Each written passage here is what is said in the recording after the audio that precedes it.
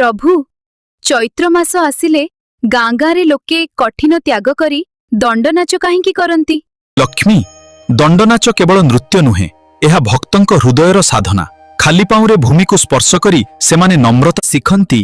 उपवास संयम और सेवा माध्यम रे निज अहंकार को त्याग करंती। किंतु प्रभु अग्नि और कठिन परीक्षा एते कष्ट काहींकी प्रभु दंडनाचरे? जेउ भक्त मनर अग्नि लोभ क्रोध अहंकार को जय करे सेई अग्नि उपरे चालिबा संभव हुए। दंडनाच भक्त को सेई शक्ति दिए। तेणु दंडुआ माने नृत्य करी कौन चाहंती प्रभु? एहा मोर भक्तंक भक्ति एवं प्रेमर प्रतिफलन। गाँर मंगल, परिवारर सुख एवं मनर पवित्रता। जेउठारे त्याग अछि सेउठी मु अछि। प्रभु तेबे दंडनाच मो पाई मध्य प्रिय। मोर भक्तवृंद, जदि एही भिडियोटी आपण मानंकु भल लागि थाए निश्चय लाइक, कमेंट और शेयर करिवे।